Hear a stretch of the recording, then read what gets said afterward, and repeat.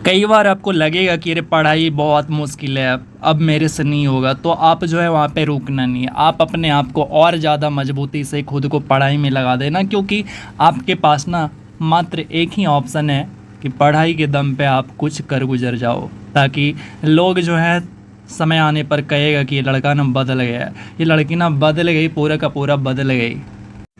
लोग आपके बारे में क्या कहते हैं, क्या सोचते हैं, इसके बारे में आप मत सोचो। लोगों का काम है सोचना, और समय आने पर वो अपनी परिभाषा भी बदल देते हैं। जो लोग आपके बारे में अभी बुरा बोलते हैं, आप जब सक्सेस हो जाएंगे तो वही लोग आपके बारे में अच्छा बोलेंगे। परिभाषा बदल जाती है समय आने पर, तो आप उसके बारे में मत सोचिए। तो चलिए आज हम लोग देखने वाले हैं एस के झा सर का जो बिहार पुलिस 4100+ वाला बुक है, उससे हम लोग देखने वाले हैं इकोनॉमिक्स, और पूरी की पूरी मैराथन देखेंगे। और जो भी देखते हो ना, बिल्कुल कंप्लीट देखकर जाना, क्योंकि कंप्लीट देखने के बाद ही आपको फ़ायदा होगा। ऐसे आप थोड़ा थोड़ा करके देख लेंगे तो फिर वो चीज़ आपके लिए ज़्यादा फ़ायदेमंद नहीं रहेगा। इसीलिए आप देखो तो पूरा देखो। फिजिक्स के मैराथन में मैंने क्वेश्चन पूछा हुआ था, जिसका कि रिप्लाई मुझे अब तक, जब तक मैं शूट कर रहा हूँ, मेरे पास काफ़ी कमेंट आ चुके हैं, लेकिन उनमें से मैं मात्र 5 को सेलेक्ट किया हूँ। जिनमें से कि पहला है चंदन कुमार, जो कि आपके स्क्रीन पर दिख रहा होगा, और दूसरा है MD तौसीफ़, और तीसरा आप देख पा रहे होंगे, इनका नाम नहीं है कुछ और पता नहीं, तो मैंने इनका पिक लगा दिया, आप देख पा रहे होंगे। चौथा है प्रशांत, और पाँचवा है सोनी कुमारी। तो इन सभी को ढेर सारी बधाइयाँ। और इसके बावजूद भी बहुत सारे ऐसे बच्चे हैं जो कि कमेंट नहीं कर पाए, उन सभी को उनके जीवन में ढेर सारी सफलता पाने के लिए बधाइयाँ। तो चलिए आज की इकोनॉमिक्स क्लास को स्टार्ट करते हैं। इकोनॉमिक्स का जो मैराथन है ना, ये बहुत ही छोटा मैराथन है, लेकिन इसका इम्पैक्ट बहुत अच्छा होता है। एग्ज़ाम के अंदर 2-4 क्वेश्चन ही आते हैं, लेकिन बहुत अच्छा रोल प्ले करके जाता है। तो चलिए स्टार्ट करते हैं आज के मैराथन को, और पूरा का पूरा मैराथन देख कर जाना। मैं बीच में क्वेश्चन पूछूंगा और क्वेश्चन का रिप्लाई करके जाना, तो अगली मैराथन में आपका भी नाम आने वाला है। तो पहला क्वेश्चन है आपके सामने, ये कह रहा है कि व्यष्टि अर्थशास्त्र का संबंध है। तो किससे संबंध होता है व्यष्टि अर्थशास्त्र का? तो इसका संबंध होता है व्यक्तिगत आर्थिक एजेंट के व्यवहार से। ठीक है, तो पहले का जो हमारा राइट आंसर हो जाएगा वो हो जाएगा ऑप्शन नंबर ए, बिल्कुल यहाँ पे राइट आंसर हो जाएगा। ठीक है, तो ऑप्शन नंबर ए। भाई आप इस पूरे मैराथन को कंप्लीट देखो, क्योंकि आप यहाँ गलत काम नहीं कर रहे हो। आप कोई नशा थोड़ी ना कर रहा हो जिससे कि शरीर खराब हो जाएगा, ऐसा कुछ नहीं कर रहे हो। आप अच्छा काम कर रहे हो, अपनी कैरियर सेटल करने के लिए अपना कदम बढ़ा रहे हो। इस कदम को रुकने मत दो, पूरा मैराथन देख के जाओ, एक पॉजिटिव थिंकिंग लेकर जाओ कि आपका पूरा का पूरा चैप्टर, इकोनॉमिक्स के अंदर जितने भी चैप्टर होते हैं उसका आपने रिवीजन कर लिया। तो चलिए अगला क्वेश्चन देखते हैं। जिसमें वस्तु का केवल एक विक्रेता होता है, तो ऐसे बाजार की स्थिति क्या होती है? तो ऐसे बाजार की जो स्थिति होती है इसको एकाधिकार कहते हैं। तो ऑप्शन नंबर भी यहाँ पे राइट हो जाएगा। चाय का सर्वाधिक उत्पादक देश कौन सा है? तो चाय का सर्वाधिक उत्पादक देश जो है ये चीन है। BPL श्रेणी में, यानी बिलो पॉवर्टी लाइन की बात कर रहा है। BPL श्रेणी से संबंधित वरिष्ठ नागरिक के लिए भौतिक सहायता तथा असिस्टेड लिविंग डिवाइस उपलब्ध कराने की कौन सी योजना है? तो ये जो योजना है इसको कहते हैं राष्ट्रीय वयोश्री योजना। तो option number A right answer हो जाएगा। 7वीं पंचवर्षीय योजना के अंतर्गत अपनाई गई विकास व्यूह रचना थी, तो कौन सी रचना थी? तो ये जो रचना थी ना, ये थी कृषि विकास उन्मुख वृद्धि वाली। भारत में मुद्रास्फीति को मापा जाता है, तो कैसे मापा जाता है मुद्रास्फीति को? तो थोक मूल्य सूचकांक के द्वारा मापा जाता है। तो ऑप्शन नंबर ए यहाँ पे राइट हो जाएगा।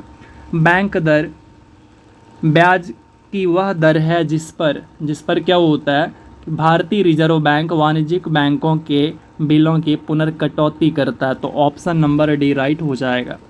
क्वेश्चन नंबर 8, निम्नलिखित में से कौन सा भारतीय कृषि की निम्न उत्पादकता का कारण नहीं है?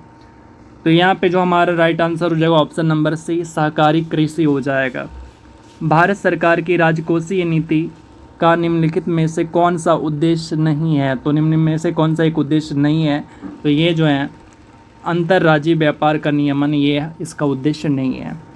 निम्नांकित में कौन भारत में सहकारी कृषि के विचार का समर्थक नहीं था?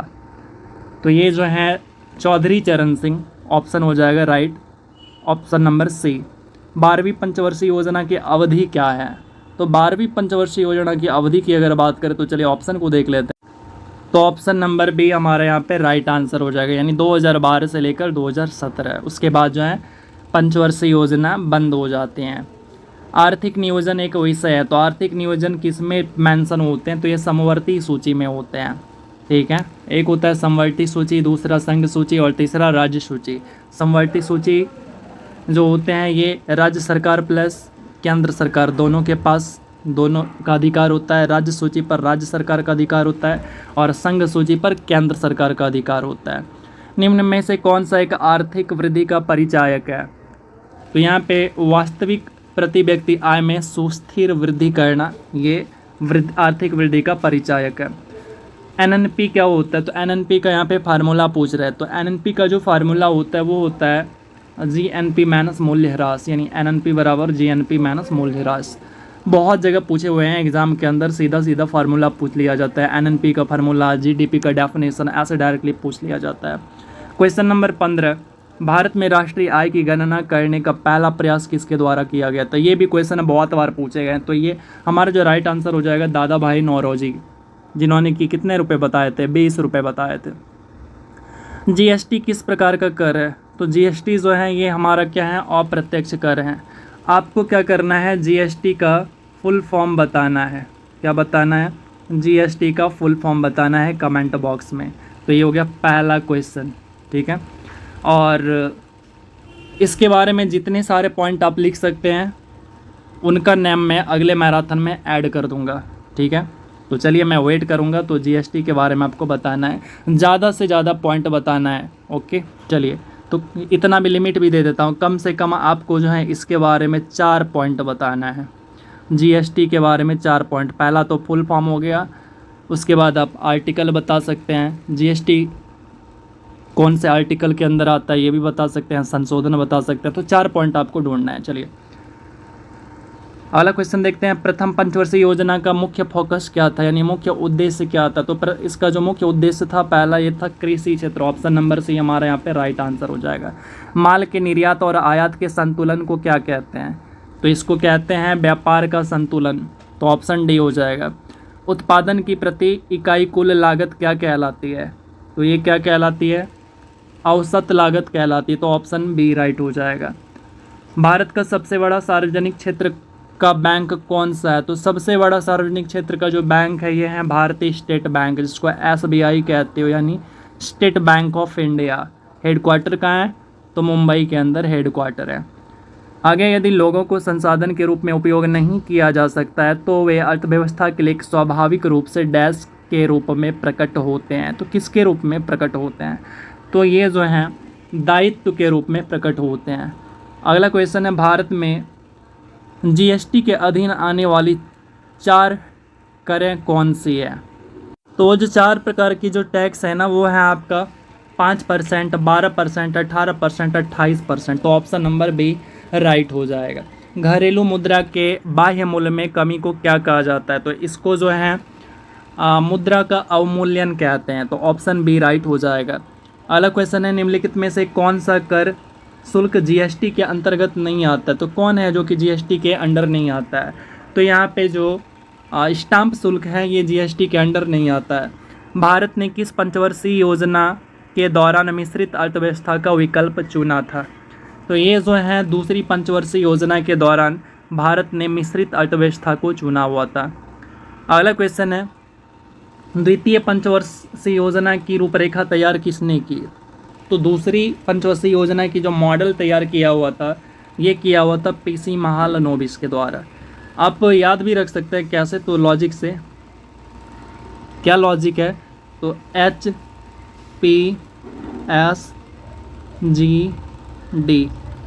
इस लॉजिक से आप याद रख सकते हैं। तो पहला हो गया हेराल्ड डॉमर, दूसरा हो गया पीसी महालनोबिस, तीसरा हो गया आपका एस फॉर क्या होता है?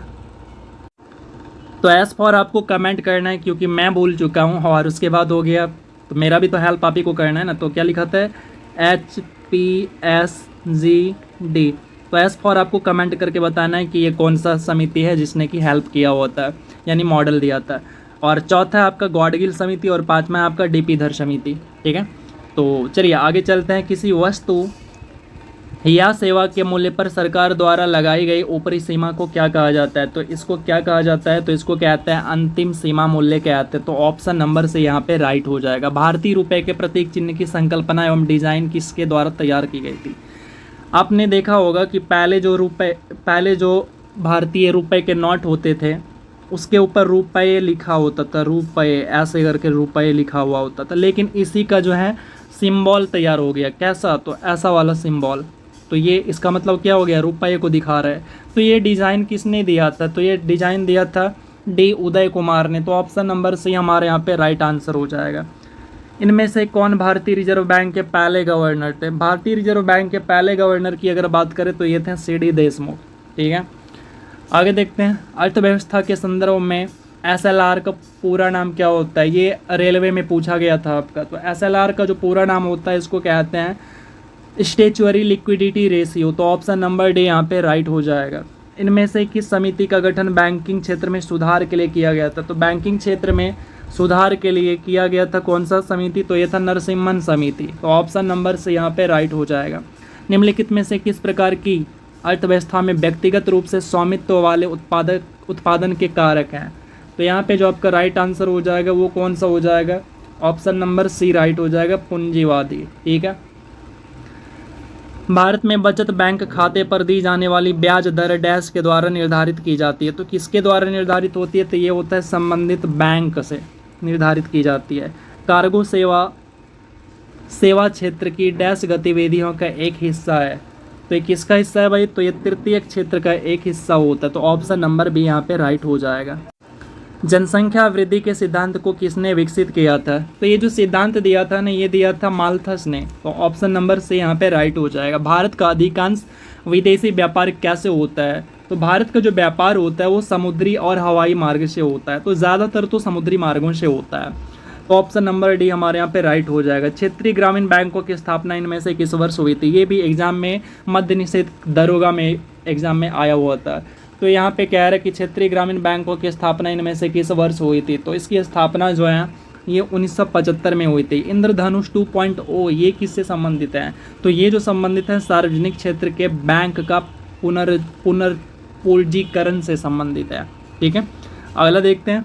एक साधारण अर्थव्यवस्था में आय के चक्रीय प्रवाह में निम्नलिखित में से कौन सा तत्व शामिल नहीं है? तो कौन सा शामिल नहीं है भाई? तो ये शामिल नहीं है, मूल्यह्रास शामिल नहीं होते हैं। निम्नलिखित में से कौन सी आर्थिक गतिविधि प्राथमिक क्षेत्र के अंतर्गत आती है? तो ये जो खनन है ना, ये खनन आती है आर्थिक गतिविधि के प्राथमिक क्षेत्र के अंतर्गत। अगला क्वेश्चन है, जनता पार्टी द्वारा किस पंचवर्षीय योजना को समय से 1 वर्ष पूर्व स्थगित कर दिया गया था? तो आपको शायद पता होगा कि वो कौन सा था, 5वीं पंचवर्षीय योजना, जो कि 1974 से कितना चलना था, 79 तक चलना था, लेकिन ये 88 तक ही चला था। ठीक है, उसके बाद 88 से 80 के बीच क्या हो गया था, योजना अवकाश हो गया था। अगला क्वेश्चन देखते हैं। किसी वस्तु की मांग में प्रतिशत परिवर्तन उसकी कीमत में प्रतिशत परिवर्तन से भाग देने पर क्या मिलता है, यानी उसको क्या बोलते हैं? तो उसको बोलते हैं मांग लोचकी कीमत बोलते हैं उसको। तो ऑप्शन नंबर ए राइट हो जाएगा। भारत में कारपोरेट घरानों द्वारा उपयोग किया जाने वाला वाणिज्यिक पत्र किस वर्ष शुरू होता है? तो ये जो शुरू होता है 1990 में जाके शुरू होता है। तो ऑप्शन नंबर सी राइट हो जाएगा। इसके बाद है डैश व्यापार के लिए बाधाओं को कम करने और व्यापार के माध्यम से अंतर्राष्ट्रीय व्यवस्था में भागीदारी बढ़ाने की प्रक्रिया है। तो क्या है? तो व्यापार एकीकरण कहलाता है। ये आर्थिक विकास एक अच्छा संकेतक डैश में निरंतर वृद्धि है। तो आर्थिक विकास में एक अच्छा संकेत क्या चीज़ दिखाता है, यानी क्या चीज़ में वृद्धि दिखाता है? तो वो आपका जो जीडीपी होता है, जीडीपी अगर बढ़ रहा है, जीडीपी का वृद्धि हो रहा है, तो इसका मतलब ये है कि आपका आर्थिक विकास भी हो रहा है। चलिए आगे देखते हैं। 11वीं पंचवर्षीय योजना में डैश से संबंधित कारीगरों को marketing support and services scheme द्वारा सहयोग दिया गया था। तो यहाँ पे आंसर की अगर बात करूँ तो ये था हस्तशिल्प से संबंधित कारीगरों को marketing support and services scheme द्वारा सहयोग दिया गया था। ठीक है, भारत में राज्य सरकार द्वारा डैश कर लगाए जाते हैं। तो कौन सा कर जो है भारत में राज्य सरकार द्वारा लगाया जाता है? तो ये है आपका शराब उत्पादन पर शुल्क। ठीक है, इसके बाद है भारत में उदारीकृत विनिमय दर प्रबंधन प्रणाली की स्थापना किस वर्ष की गई थी? तो ये जो है 1992 में की गई थी। तो ऑप्शन नंबर डी यहाँ पे राइट हो जाएगा। भारत में पंचवर्षीय योजनाओं को अंतिम मंजूरी प्रदान किसके द्वारा किया जाता है? तो ये जो है आपका एनडीसी यानी राष्ट्रीय विकास परिषद, इसके द्वारा जो पंचवर्षीय योजना होता है उसको अंतिम रूप से मोहर लगाया जाता है। ठीक है। भारतीय रिजर्व बैंक की स्थापना कब हुई? तो भारतीय रिजर्व बैंक की जो स्थापना हुई थी वो हुई थी 1935 यानी अप्रैल 1935 में। तो ऑप्शन नंबर सी यहाँ पे राइट हो जाएगा। आपसे एक दूसरा क्वेश्चन पूछ रहा हूँ, भारतीय रिजर्व बैंक की स्थापना किस समिति के सिफारिश पर हुई थी? ये आपसे यहाँ पे मैं दूसरा क्वेश्चन पूछा। बस ये 2 क्वेश्चन का आपको राइट आंसर करना है। ठीक है। एक तो जीएसटी के बारे में मैंने क्या पूछा था, फुल फॉर्म पूछा था, और दूसरा क्वेश्चन मैंने आपसे पूछा भारतीय रिजर्व बैंक की स्थापना किस समिति के सिफारिश पर हुई। 2 क्वेश्चन, इस 2 क्वेश्चन का आंसर आपको रिप्लाई में करना है, और इन्हीं 2 क्वेश्चन को जो है जो भी सही आंसर करेंगे उन सभी का मैं नाम जो है अगले मैराथन में ऐड कर दूंगा। तो चलिए आगे देखते हैं। पहली बार किस योजना के तहत निजी क्षेत्र को सार्वजनिक क्षेत्र पर वरीयता दी गई थी? तो किस योजना के तहत दी गई थी? तो यहाँ पे जो है ये 7वीं पंचवर्षीय योजना थी। भारतीय रुपए का द्वितीय प्रतीक मिश्रण क्या है? तो यानी भारतीय रुपए का मिश्रण की अगर मैं बात कहूँ तो उसमें किसका मिश्रण है ये हमसे पूछ रहा है। तो देवनागरी का र है और उसके बाद रोमन अक्षर का आर है। ठीक है। तो क्या से, तो देखो सिंबल क्या होता है ऐसे, तो ये रा हो गया, और यहाँ पे जो बीच में देख रहे हो ना ऐसे, तो ये यहाँ पे ऐसे, तो ये हो गया पूरा का पूरा देवनागरी का आर और रोमन का आर, दोनों मिला के क्या बना हुआ है, भारतीय रुपए का चिन्ह बना हुआ है, जो कि डी उदय कुमार ने तैयार किया था। डैश भारत में सिक्के जारी करता है? तो भारत में सिक्के जारी करने का जो काम करता है ना वो है आपका कौन? तो वित्त मंत्रालय। आर्थिक विकास आमतौर पर डैश से जुड़ा होता है? तो आर्थिक विकास जो है आमतौर पर मुद्रास्फीति से जुड़ा होता है। तो ऑप्शन नंबर बी राइट हो जाएगा। अगला क्वेश्चन है, यूपीआई एक ऐसी प्रणाली है जो कि एक ही मोबाइल एप्लीकेशन में कई बैंक खातों को शक्ति प्रदान करती है। तो यूपीआई का फुल फॉर्म बताना है। तो ये बिल्कुल इजी क्वेश्चन हो गया, रेलवे में भी ये क्वेश्चन आया हुआ था, बहुत बार पूछा हुआ था। तो अगर मैं यहाँ पे आंसर की बात करूँ तो यूपीआई का फुल फॉर्म होता है यूनिफाइड पेमेंट इंटरफेस। यूपीआई हो गया, उसके बाद भीम हो गया, ठीक है, भीम हो गया, इन सभी का फुल फॉर्म बहुत ज़्यादा पूछे जाते हैं। चलिए आगे देखते हैं। अगला क्वेश्चन है, अर्थशास्त्र में बहुत गहरी, लंबी और दर्दनाक मंदी किस नाम से जाना जाता है? तो ये जो है आपका अवसाद के नाम से जाना जाता है। ऑप्शन नंबर ए राइट हो जाएगा। अगला क्वेश्चन है, भारत में राष्ट्रीय आय को किसके पदों में मापा जाता है? तो चलिए इसके ऑप्शन को देख लेते हैं। तो इसको जो है साधन लागत पर शुद्ध राष्ट्रीय उत्पाद के रूप में मापा जाता है। तो ऑप्शन नंबर बी राइट हो जाएगा। अंतर्राष्ट्रीय व्यापार में डंपिंग का अर्थ क्या होता है? तो अंतर्राष्ट्रीय व्यापार के अंदर जो डंपिंग होता है वो वास्तविक उत्पादन लागत से कम दाम पर माल का निर्यात करना, तो इसको कहते हैं डंपिंग। इसके बाद है, मुद्रास्फीति को अस्थायी रूप से रोकने के लिए निम्नलिखित में से किसका उपयोग किया जा सकता है? तो मुद्रास्फीति को अस्थायी रूप से रोकने के लिए मुद्रा आपूर्ति में कमी को लाया जाता है, उपयोग किया जाता है। सार्वजनिक या निजी क्षेत्र का वर्गीकरण इस आधार पर किया जाता है। तो यहाँ पे अगर मैं राइट आंसर की बात करूँ तो ये स्वामित्व के आधार पर किया जाता है। भारत में सार्वजनिक क्षेत्र का सबसे पुराना बैंक कौन है? तो सार्वजनिक क्षेत्र का सबसे पुराना बैंक है वो है इलाहाबाद बैंक है। बहुत बार ये क्वेश्चन पूछा हुआ है। उसके बाद है, वस्तुओं के निम्न युग्मों में से कौन सा युग्म संयुक्त मांग प्रदर्शित करता है? तो ये जो है आपका कॉफ़ी और चाय, इसका संयुक्त मांग प्रदर्शित होता है। उपभोग की औसत प्रवृत्ति को किस रूप में परिभाषित किया जा सकता है? तो किस रूप में किया जा सकता है? तो कुल उपभोग आय के द्वारा किया जा सकता है। आय और उपभोग में किस प्रकार का संबंध है? तो आय और उपभोग में प्रत्यक्ष संबंध होता है। तो ऑप्शन नंबर बी राइट है। किसी परिवार द्वारा अपने निजी उपयोग के लिए मक्खन घी तैयार करना किसका भाग होता है?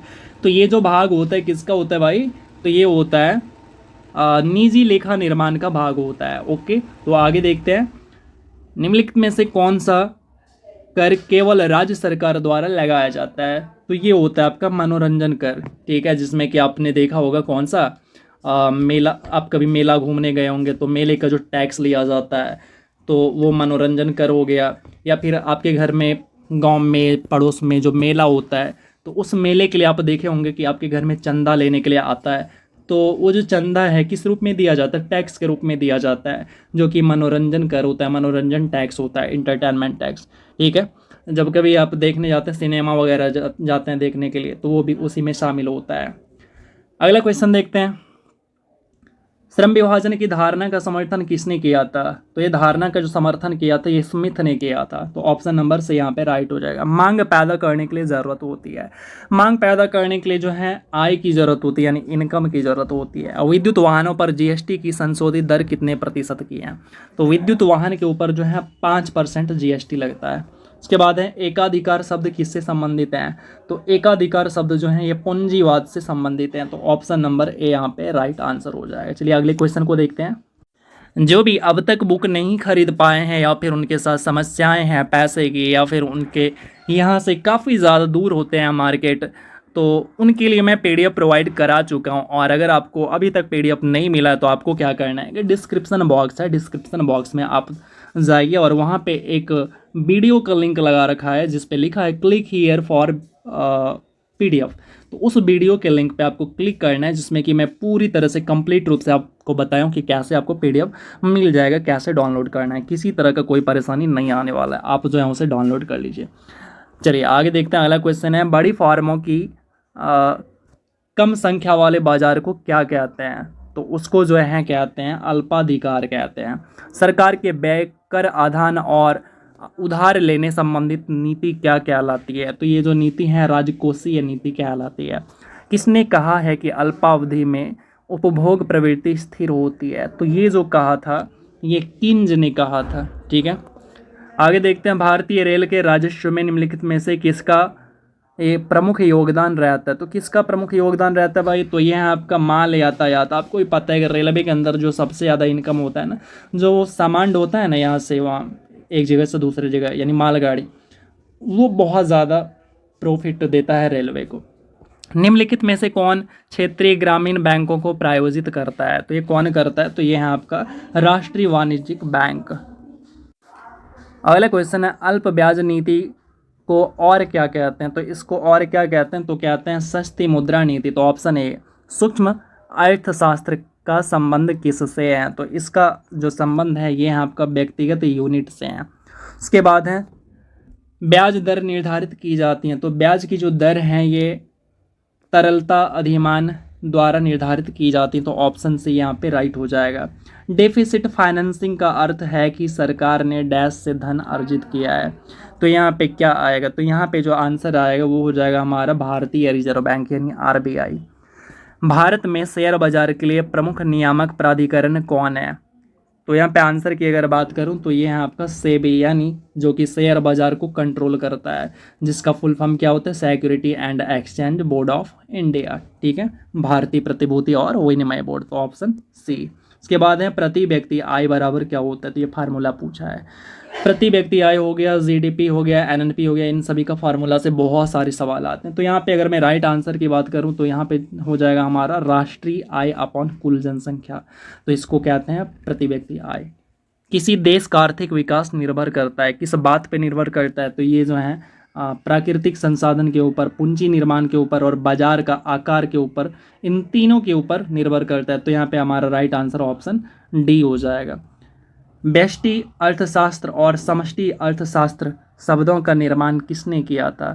तो इसका जो निर्माण किया था ये था रैगनर फिंच, इसने किया था। उपभोक्ता प्रभुत्व का अर्थ क्या होता है? तो इसका जो अर्थ होता है वो होता है उपभोक्ता अपनी आय को अपनी इच्छा के अनुसार व्यय करने के लिए स्वतंत्र है, यानी बेचने के लिए स्वतंत्र है।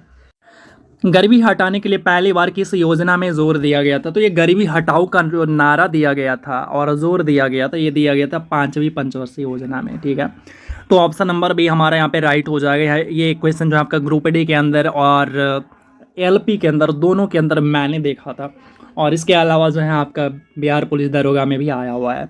अगला क्वेश्चन है, किस पंचवर्षीय योजना का उद्देश्य तीव्र, अधिक समावेशी तथा धारणीय विकास था? तो ये जो यहाँ पे आंसर हो जाएगा 12वीं पंचवर्षीय योजना का।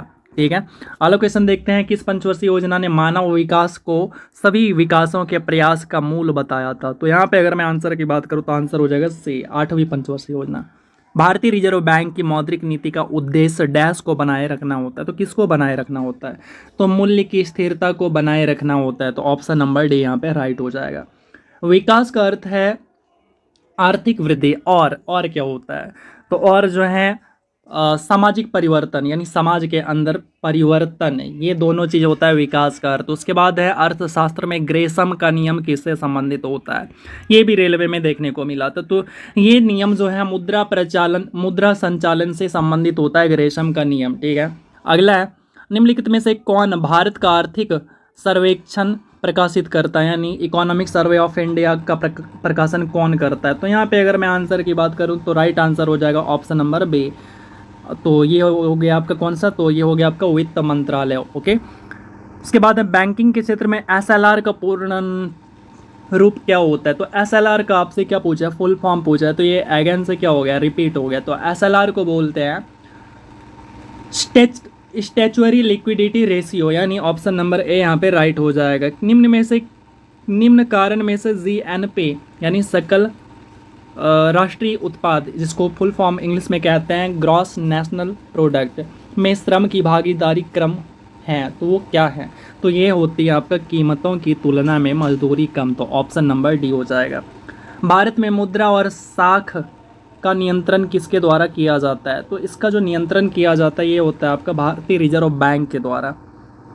इसके बाद है भारत में किसने आमदनी पर टैक्स की शुरुआत की थी। तो आमदनी के ऊपर जो टैक्स, जो इनकम, जो आप पैसे कमाते हैं उसके ऊपर टैक्स लेना जो स्टार्ट किया था, ये था जेम्स विल्सन के द्वारा स्टार्ट किया गया था। तो ऑप्शन नंबर सी यहाँ पे राइट हो गया। बहुत सारे आदमी जो हैं इसका नाम देख के अभी जो है मन ही मन उसको आशीर्वाद दे रहा होगा कि ऐसा क्यों किया। तो चलिए अगला क्वेश्चन को देखते हैं।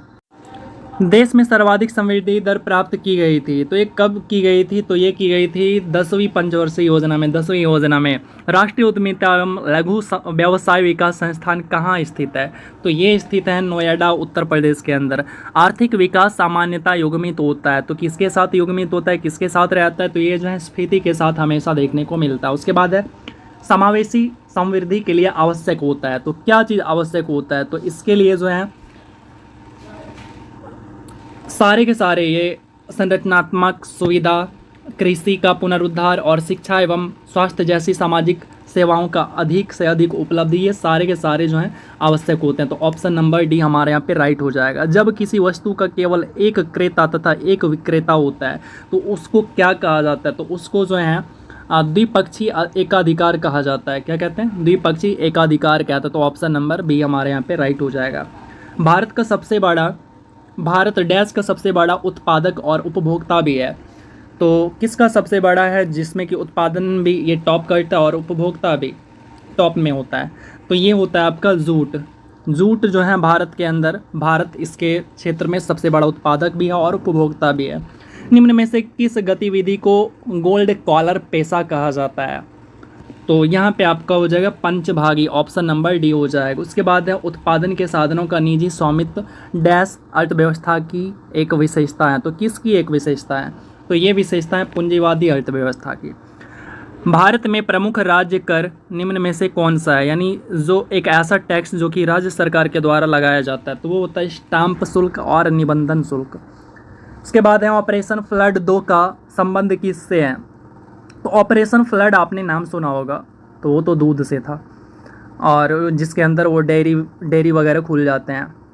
तो यहाँ पे ऑपरेशन फ्लड 2 का जो संबंध है ये आपका दूध आपूर्ति से है, यानी दूध से ही संबंध है इसका भी। उसके बाद है निम्नलिखित में से कौन सी एक अमूर्त परिसंपत्ति है, तो यहाँ पे अगर मैं आंसर की बात करूँ तो ये है आपका साख, option number A. State bank of India को किस वर्ष राष्ट्रीयकृत किया गया, यानी नेशनल बैंक घोषित कर दिया गया, तो इसको जो घोषित किया गया था ये किया गया था 1955 के अंदर।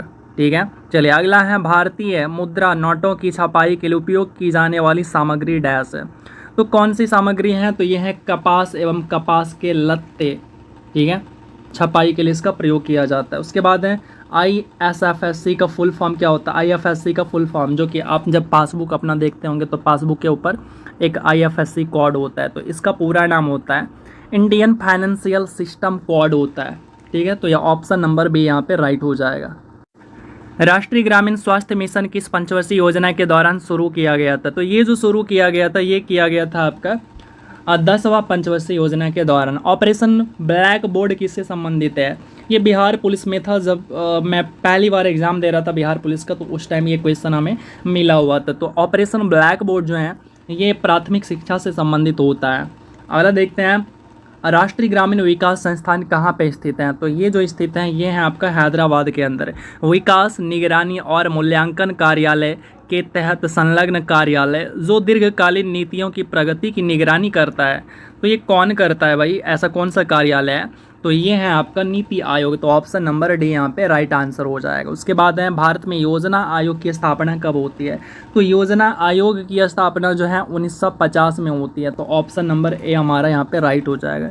इसी योजना आयोग को 2014 में ख़त्म कर दिया जाता है और इसकी जगह कौन आ जाता है? तो इसकी जगह जो है नीति आयोग आ जाता है। अगला क्वेश्चन है, भारत में नियोजित विकास का विरोध किसने किया था? तो इसका विरोध जो है महात्मा गांधी के द्वारा किया गया था।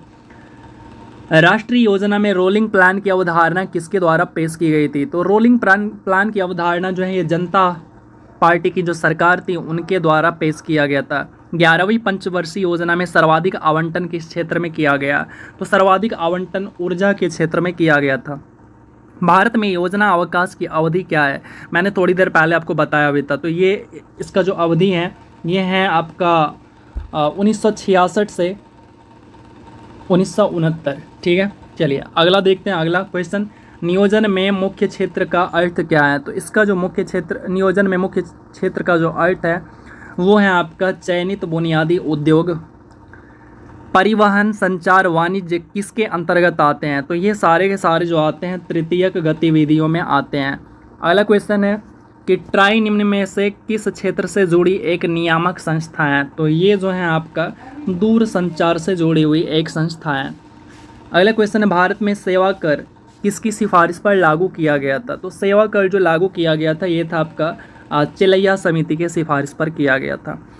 टैक्स सुधार पर अपनी रिपोर्ट प्रस्तुत करने वाली नवीनतम समिति को क्या कहते हैं? तो ये नवीनतम समिति को केलकर समिति कहते हैं। तो ऑप्शन नंबर ए यहाँ पे राइट आंसर हो जाएगा।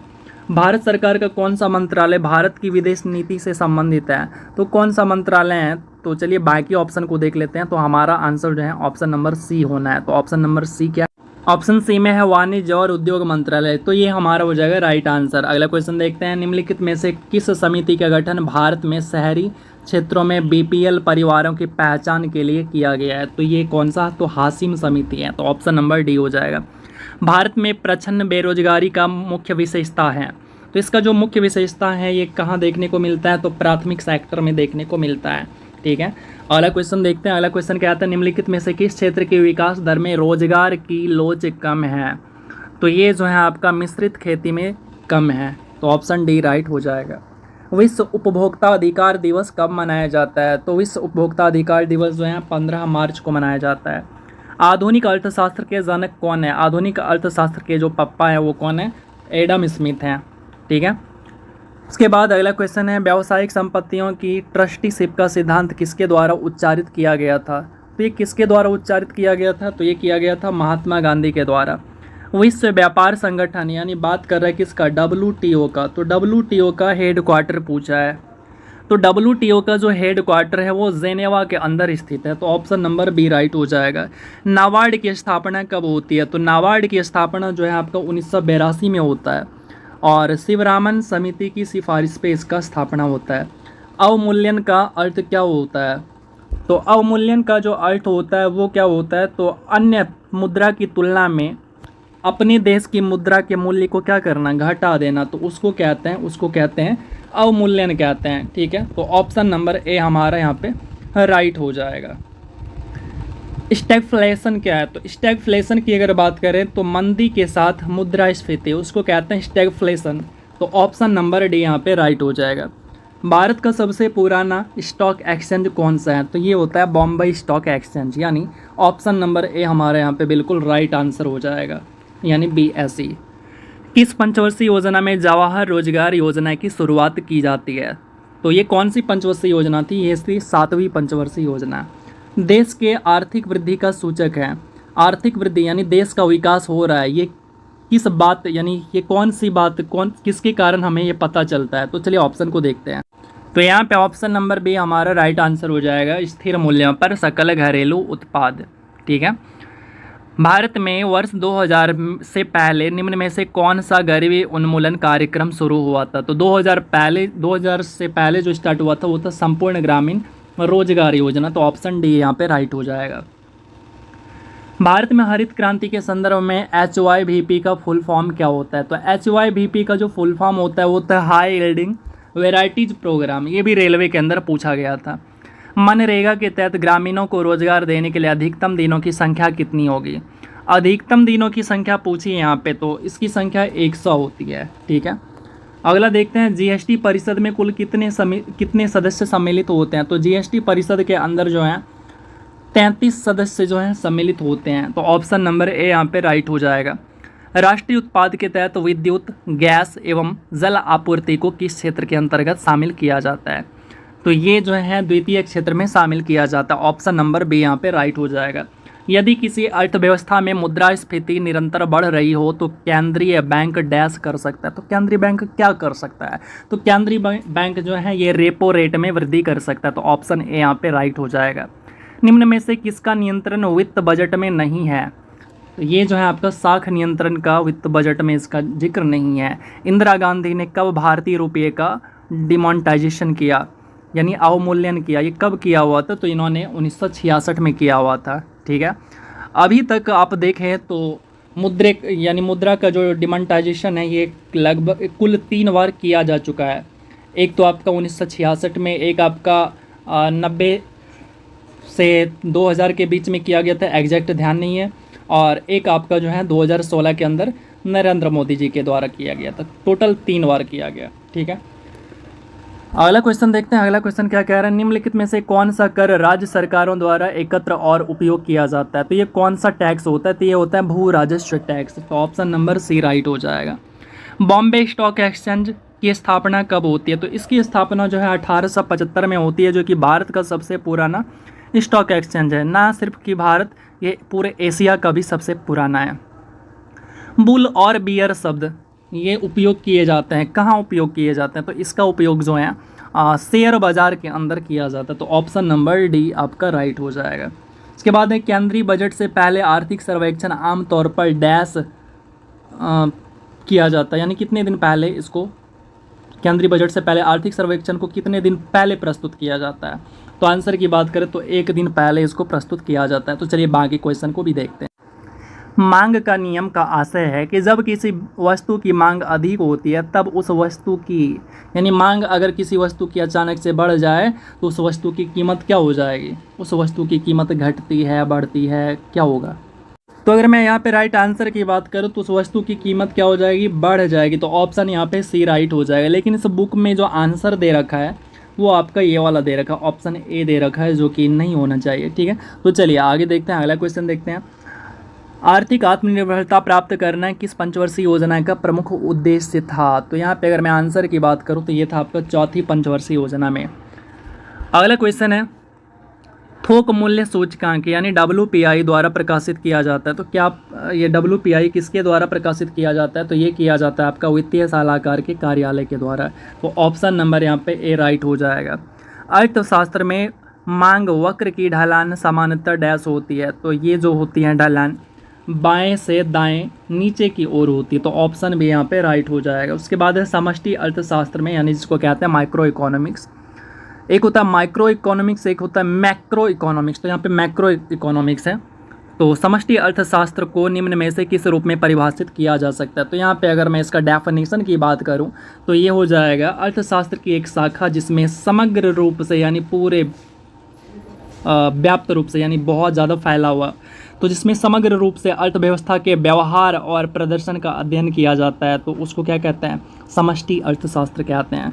तो ऑप्शन डी यहाँ पे राइट हो जाएगा। किसी वस्तु की वह मात्रा जो एक उपभोक्ता दिए गए वस्तुओं की कीमतों, रुचियों और अनुधिमानों को निश्चित रखने खरीदने को तैयार है और क्षमता रखता है, तो उसको कहते हैं, उस वस्तु का क्या कहते हैं?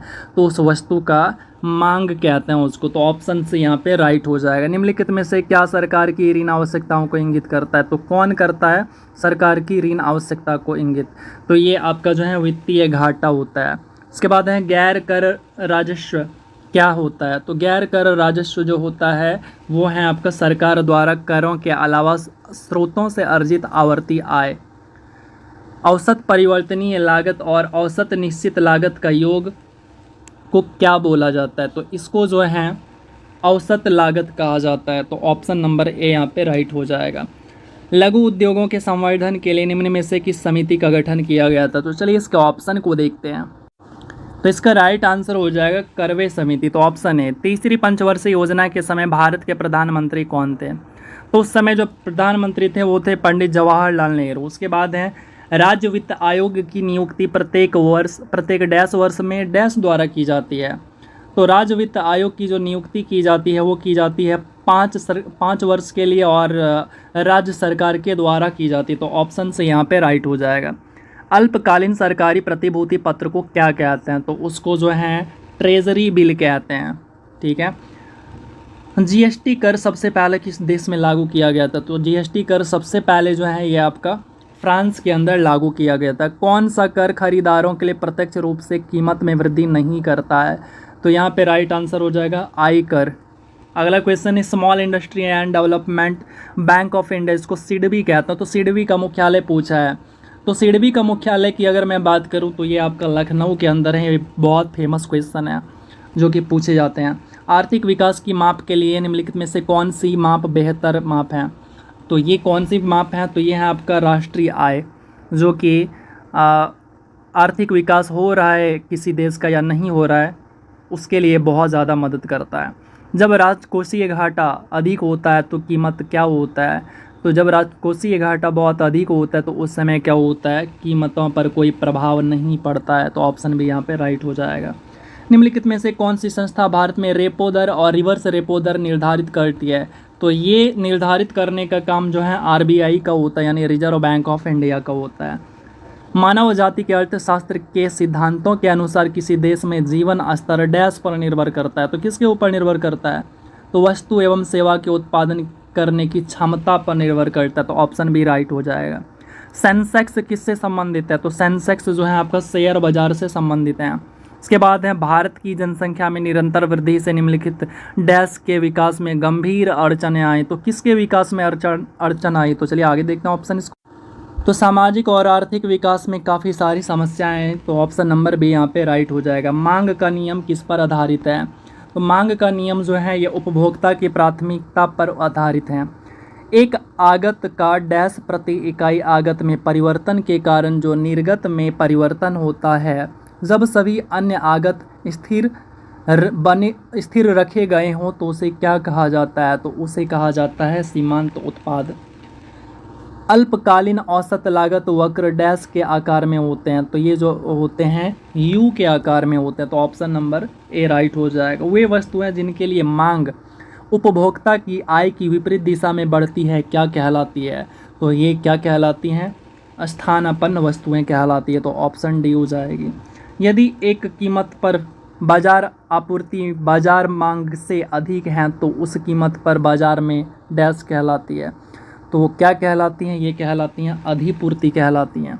CRR नकद आरक्षित अनुपात की गणना प्रत्येक बैंक के डैश के प्रतिशत के रूप में की जाती है। तो किसके रूप में की जाती है? शुद्ध मांग और समय के देयताओं के रूप में की जाती है। ऑप्शन ए राइट हो जाएगा। डैश के घाटे को विदेशों से प्राप्त निवल पूंजी प्रवाह से वित्त पोषित किया जाता है। तो इस प्रकार की खाता आधिक्य से तो डैश की जगह क्या आना है? तो यहाँ पे अगर मैं आंसर की बात करूँ तो ये आता है चालू लेखा। बिना बीमा योग्य अथवा अनिश्चितता जोखिम है तो वो क्या है? तो वो जो है आपका फैशन में परिवर्तन। तो ऑप्शन नंबर डी हो जाएगा। इसके बाद है निम्नलिखित में से कौन सा भुगतान संतुलन के अंतर्गत एक खाता नहीं है? तो कौन नहीं है भाई? तो ये है आपका पूंजीगत खाता। Option number B. अगला क्वेश्चन है संदेश सेवा किस क्षेत्र के अंतर्गत आता है? तो संदेश सेवा जो है तृतीय क्षेत्र के अंतर्गत आता है। उसके बाद है तटस्थता वक्र क्या दर्शाता है? तो तटस्थता वक्र जो है ये दर्शाता है, चलिए इसका ऑप्शन को देख लें।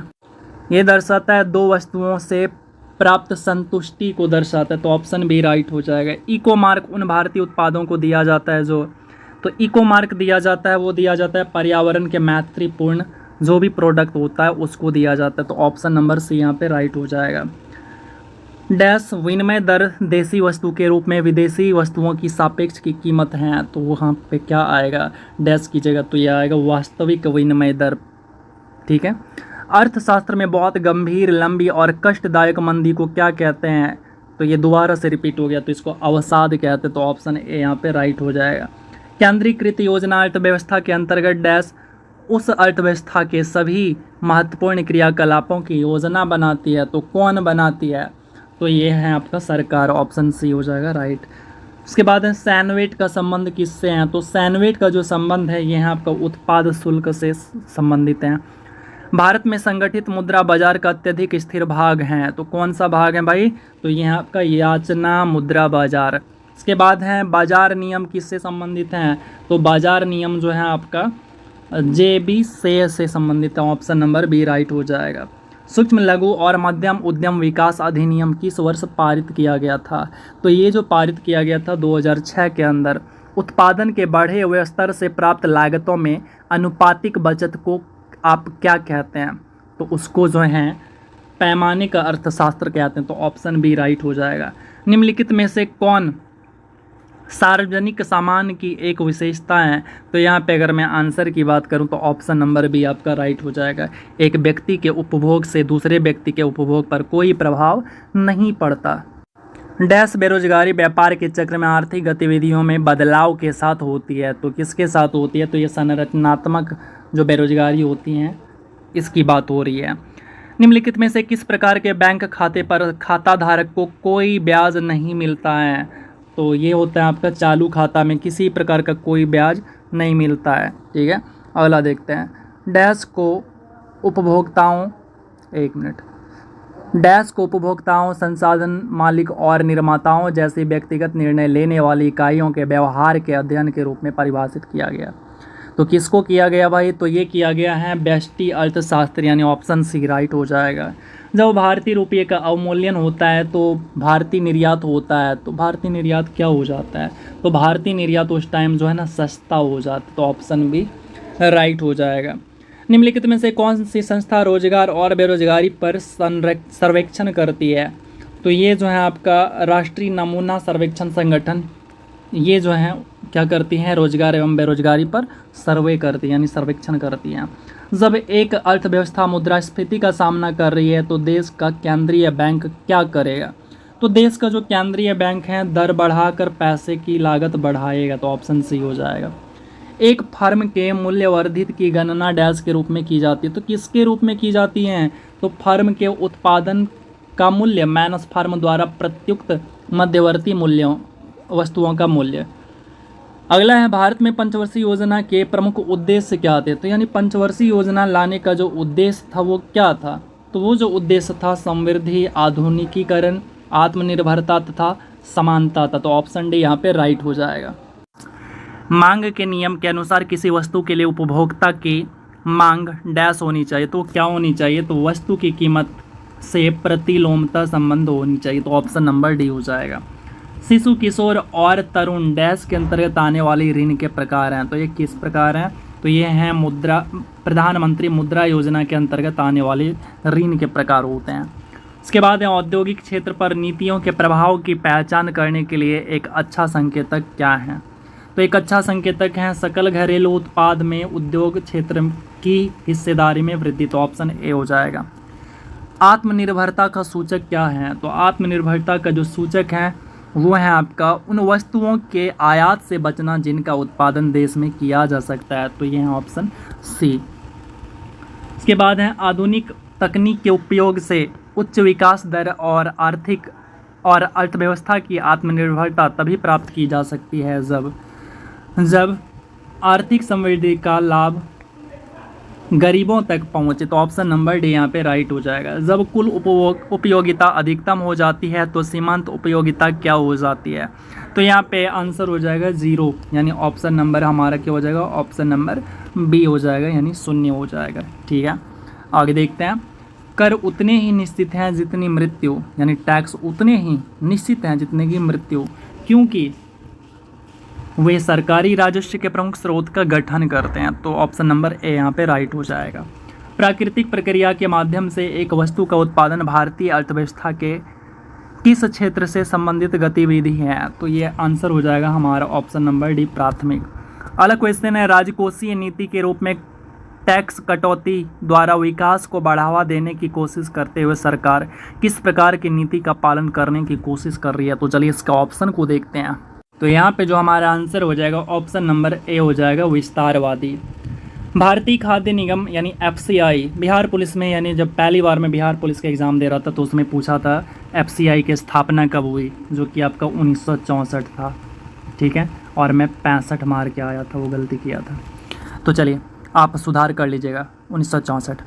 तो कह रहे कि एफसीआई के माध्यम से भारत सरकार द्वारा किसानों से खरीदे गए अनाज को हम क्या कहते हैं? तो उस अनाज को हम जो है बफर स्टॉक कहते हैं। इसके बाद है रिजर्व बैंक ऑफ इंडिया के संदर्भ में निम्नलिखित में से कौन सा कथन सही नहीं है? तो कौन सा कथन सही नहीं है? तो ये जो कथन है आपका ऑप्शन नंबर डी, आरबीआई केंद्र सरकार के लिए वार्षिक बजट तैयार करता है, ये गलत है। वार्षिक बजट तैयार ये नहीं करता, वो तो वित्त मंत्रालय का काम है, ठीक है। इसके बाद है विश्व बैंक द्वारा वर्गीकृत राष्ट्रीय आय के आधार पर किस आय वर्ग में आता है? तो यहाँ पे अगर मैं आंसर की बात करूँ तो हो जाएगा निम्न मध्यम समूह में, ठीक है, निम्न मध्यम आय समूह में आता है भारत। आगे देखते हैं कृषि क्षेत्र में सोपान कृषि किन क्षेत्रों में पाया जाता है? तो सोपान कृषि जो पाया जाता है ये पाया जाता है पहाड़ के ढलानी इलाकों में। तो ऑप्शन ए हो जाएगा राइट। भारत की कौन सी निर्यात आयात नीति ने ऋणात्मक सूची के अलावा सभी मदों के स्वतंत्र आयात की अनुमति दी है? तो यहाँ पे अगर आंसर की बात करूँ तो ये हो जाएगा आपका 2015 से 2020। स्वतंत्र व्यापार नीति उस नीति को बताती है जहाँ प्रशुल्क अनुपस्थित होता है। तो ऑप्शन ए हमारे यहाँ पे राइट हो जाएगा। 1 रुपये के नोट पर हस्ताक्षर होता है, तो किसका हस्ताक्षर होता है 1 रुपये के नोट पर? तो 1 रुपये के नोट पे जो है वित्त मंत्रालय के सचिव का हस्ताक्षर होता है। और 1 रुपये को छोड़कर जितने भी नोट हैं, चाहे वो 5 रुपये के नोट हो, 10 रुपये के नोट हो, 20 रुपये के नोट हो, 50 रुपये के नोट हो, 100 रुपये के नोट हो, 200 के नोट हो, 500 के नोट हो, 2000 के नोट हो, उन सभी के ऊपर जो है आरबीआई के गवर्नर का साइन होता है। किसका साइन होता है? आरबीआई के गवर्नर का। लेकिन सिर्फ 1 रुपये के नोट पर वित्त मंत्रालय का सचिव जो होते हैं उनका साइन होता है। इसके बाद है सुरक्षा का तात्पर्य क्या है? तो सुरक्षा का तात्पर्य है खाद्य उपलब्धता, खाद्य की पहुंच, खाद्य की सामर्थ्य। ये सारे के ऑप्शन सारे सही हैं, तो ऑप्शन नंबर डी हमारा राइट हो जाएगा। कौन भौतिक पूंजी का उदाहरण नहीं है? तो भौतिक पूंजी कौन नहीं है भाई? तो ये आपका शिक्षा और प्रशिक्षण, ये भौतिक पूंजी नहीं है। आगे देखिए, निम्न में से किस क्षेत्र में मौसमी बेरोजगारी की समस्या होती है? तो ये आपका जो है खेती के क्षेत्र में यानी कृषि क्षेत्र में मौसमी बेरोजगारी देखने को मिलती है। कहने का मतलब खेती जो है वो मात्र 2 से 3 से 4 महीने हमें खेतों में काम करने को मिलता है, बाकी समय हम बेरोजगार हो जाते हैं। यानी खेती करने का जब मौसम आता है तो हम रोजगार मिल जाता है हमें, और जैसे ही वो 4 महीना बीत जाता है तो हम बेरोजगार हो जाते हैं कृषि के क्षेत्र में। इसलिए हमें मौसमी बेरोजगारी देखने को मिलती है, यानी मौसम के अनुसार रोजगार मिलता है और फिर हम बेरोजगार हो जाते हैं। ओके, एक कंपनी जो 1 से अधिक देशों में उत्पादन का स्वामित्व रखती है, नियंत्रण रखती है, तो उसको क्या कहते हैं? तो उसको कहते हैं एमएनसी कहते हैं, मल्टीनेशनल कंपनी कहते हैं। तो देखिए ऑप्शन को देखते हैं। तो यहाँ पे हमारा क्या हो जाएगा? ऑप्शन नंबर सी हो जाएगा, एमएनसी मल्टीनेशनल कंपनी, बहुराष्ट्रीय कंपनी। और इधर अभी जो एग्ज़ाम हुआ था मध्य निषेध दरोगा वाला, जिसमें 64 सीट था, उसमें पूछा हुआ था कि निम्नलिखित में से कौन सा एमएनसी नहीं है, यानी कौन सा बहुराष्ट्रीय कंपनी नहीं है, जिसके अंदर हमें बीएसएनएल भी ऑप्शन था, तो वो हमारा बीएसएनएल राइट आंसर था। देशों के बीच विकास की तुलना करने हेतु उपयोगी मापक कौन सा है? तो उपयोगी मापक जो है वो है आपका प्रति व्यक्ति आय। आरबीआई के वर्तमान गवर्नर कौन है? तो ये है आपका शक्तिकांत दास, जो कि 25वें नंबर के क्या है? गवर्नर है, ठीक है। अगला देखते हैं, भारत में बजट निर्माण का कार्य किया जाता है। तो भारत में बजट निर्माण का जो कार्य किया जाता है वो वित्त मंत्रालय के द्वारा किया जाता है। इसके बाद है जापान एक विकसित धनवान देश बना। तो कैसे बना? ऐसे थोड़ी ना बन गया, अपने मन से थोड़ी ना बन गया। उनके पास क्या है? तो मानव संसाधनों में निवेश द्वारा, यानी वहाँ के लोग जो हैं काफ़ी ज़्यादा क्या है, मेहनती हैं। जो मानव है वहाँ के मेहनती हैं, अपने मानव संसाधन का उन्होंने यूज किया। बिहार राज्य में वर्ष 2017-18 में कुल कृषि साख प्रवाह की प्राप्ति इसके लक्ष्य की तुलना में कितनी थी? तो यहाँ पे अगर आंसर की बात करूँ तो ये थी आपका 76%, ऑप्शन नंबर डी राइट हो जाएगा। यदि देश के भुगतान शेष में एकोमोडेटिंग पूंजी शून्य हो तो हमारा जो आंसर हो जाएगा वो हो जाएगा भुगतान शेष में घाटा होगा, तो ऑप्शन नंबर सी हो जाएगा राइट आंसर। निम्नलिखित में से कौन सा मुद्रा बाजार का उप बाजार नहीं है? तो कौन सा नहीं है भाई? तो ये है आपका साधन बाजार, तो राइट आंसर हो जाएगा। बिहार में 2016-17 में कृषि विपणन समितियों की संख्या कितनी थी? तो ये जो संख्या थी ये थी आपका 525, तो ऑप्शन नंबर बी राइट हो जाएगा। इसके बाद है धनात्मक ढाल के पूर्ति वक्र का कारण। ये जो पूर्ति वक्र का कारण होता है वो होता है आपका वर्धमान प्रतिफल, तो ऑप्शन नंबर ए यहाँ पे क्या हो जाएगा, वो राइट आंसर हो जाएगा। उसके बाद है परिवर्तनशील विनिमय दर की स्थिति में भारतीय रुपए के मूल्य में गिरावट को क्या कहा जाएगा? तो ये कहा जाएगा रुपए का मूल्यह्रास, यानी ऑप्शन नंबर ए यहाँ पे क्या हो जाएगा, राइट आंसर हो जाएगा। उसके बाद है कि यदि भारत में विदेशी मुद्रा की मांग बढ़ जाती है तो भारतीय मुद्रा रुपए का क्या हो जाएगा? तो ये अवमूल्यन हो जाएगा, यानी मूल्य क्या हो जाएगा, गिर जाएगा। अगला क्वेश्चन देखते हैं, निम्नलिखित में से कौन आर्थिक विकास के लिए प्रत्यक्ष रूप से महत्वपूर्ण नहीं होते हैं? तो यहाँ पे अगर मैं आंसर की बात करूँ तो ये क्या हो जाएगा, मुद्रा की मात्रा हो जाएगा, तो ऑप्शन नंबर ए हमारे यहाँ पे राइट आंसर हो जाएगा। इसके बाद है समग्र पूर्ति निर्भर करती है, तो चलिए बाकी ऑप्शन को भी देखते हैं। तो बाकी ऑप्शन के अकॉर्डिंग जो हमारा आंसर हो जाएगा वो हो जाएगा ऑप्शन नंबर बी, अर्थव्यवस्था में उत्पादक की क्षमता पर निर्भर करता है। ठीक है, तो चलिए आगे देखते हैं। आप यकीन मानना, आप किसी का भी एग्ज़ाम दे रहे हो, किसी का भी पेपर दे रहे हो, चाहे बिहार पुलिस का दे रहे हो या फिर दरोगा का दे रहे हो या फिर आप बीपीएससी दे रहे हो या रेलवे दे रहे हो, जहाँ भी पूछे जाते हैं इकोनॉमिक्स, आपका पूरी तरह से रिवीजन हो चुका है। आप जब भी कोई एग्ज़ाम देने के लिए जाओ तो आप इस इकोनॉमिक्स को इसी तरह जितने भी मैराथन है सबको रिवाइज कर लो, आपका तैयारी बहुत अच्छा हो जाएगा और आपका मार्क्स जो है वो बढ़ने वाला है। और एक बातें मैं आपको और बता दूं, जब आप एग्ज़ाम में बैठेंगे तो 24 सितंबर से आपका बिहार पुलिस का एग्ज़ाम है, तो उस एग्ज़ाम में जब आप बैठेंगे तो ध्यान रखिएगा कि क्वेश्चन उसमें हल्के भी आएंगे, यानी बेसिक क्वेश्चन भी आएंगे, तो उस बेसिक क्वेश्चन को गलती मत करना। और आप मेरा मैराथन देख के जा रहे हैं एग्जामपुर भैया के चैनल से, तो आप यकीन मानना कि आपसे हार्ड क्वेश्चन भी बनेंगे, तो आपका सिलेक्शन जो है कंफर्म होना है। सो आप पैसेंस बनाए रखिए और गलतियां ना करिएगा। तो चलिए, और बाकी जो है अपनी मेहनत के ऊपर छोड़ दीजिए और उसके बाद बाकी ऊपर वाले के हाथ में छोड़ दीजिए। 234 निम्न में से किसने अतिरिक्त मूल्य का सिद्धांत प्रतिपादित किया था? तो ये जो है किसने दिया था? तो ये कार्ल मार्क्स ने दिया हुआ था, तो ऑप्शन नंबर डी हो जाएगा। तो कार्ल मार्क्स ने एक किताब भी लिखा था, आप जानते होंगे, दास कैपिटल, ये भी पूछा जाता है। नकदी फसल में सम्मिलित कौन नहीं है? तो नकदी फसल में जो है गेहूं सम्मिलित नहीं है। ठीक है, अगला क्वेश्चन है, कृषि प्रतिवेदन 2019 के अनुसार भारत में मक्का का द्वितीय सर्वाधिक उत्पादक राज्य कौन सा है? तो द्वितीय सर्वाधिक उत्पादक राज्य जो है ये आपका है बिहार हो जाएगा, ऑप्शन नंबर बी सी। एकाधिकार में पूर्ति वक्र क्या होता है? तो पूर्ति वक्र जो है ये होता है आपका ऋणात्मक ढाल का होता है, तो ऑप्शन नंबर बी राइट हो जाएगा।